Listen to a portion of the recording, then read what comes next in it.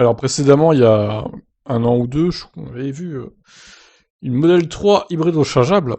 Et ben là, il y a une Model Y hybride rechargeable qui a été convertie donc d'électrique à hybride rechargeable. Oui, incroyable. Par un ingénieur autrichien. Vous voyez les caractéristiques. Frank Obrist s'est fait connaître en convertissant une i3 en voiture hybride rechargeable. Par la suite, il avait récidivé avec une Model 3 permettant de faire connaître son système hyper hybride. Ah bah c'est le même du coup. Ouais, c'est ça. C'était début 2020, avant le Covid et tout. C'était il y a longtemps, hein. Donc officiellement, il cherche à prouver que les voitures de la firme américaine pourraient avoir encore plus de succès. En réalité, faire d'une Tesla une voiture à motorisation hybride rechargeable est un excellent coup de pub pour son entreprise. Selon lui, la voiture électrique a toujours le handicap du manque d'infrastructures de recharge, en particulier dans certaines parties du monde. Aussi, développer des voitures hybrides rechargeables est moins cher et plus logique selon lui.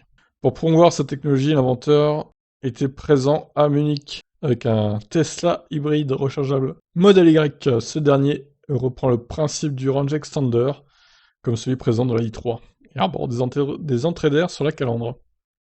Selon Brist, cette configuration hybride permet d'utiliser les batteries d'une capacité bien plus modeste et donc bien moins onéreuse. Selon lui, son système coûte environ 2000 euros, contre une moyenne de 12 000 euros pour un système électrique. Le modèle Y hybride rechargeable présenté par Obrist à Munich embarque un moteur essence 1 litre 2 cylindres. Selon lui, cette config consomme 2 litres au 100 et émet 24 grammes par kilomètre de CO2. Aussi avantageuse soit son idée, il semble toutefois difficile pour Obrist de s'installer à long terme sur le marché. En effet, la technologie deviendra obsolète en 2035. Effectivement, donc il n'y a pas d'infos sur la batterie là. Bref, de toute façon, voilà, c'est un modèle Y modifié, hein, vous l'aurez compris, avec les entrées d'air comme on voit sur la photo. Quel intérêt de faire ça, encore une fois, sachant que Tesla a les superchargeurs comme avantage. Donc pour se déplacer, c'est quasiment comme en thermique en fait, hein. Faut juste attendre un poil plus longtemps, mais franchement, ça change pas grand-chose. Donc bon, jolie performance, mais qui n'a pas beaucoup d'intérêt.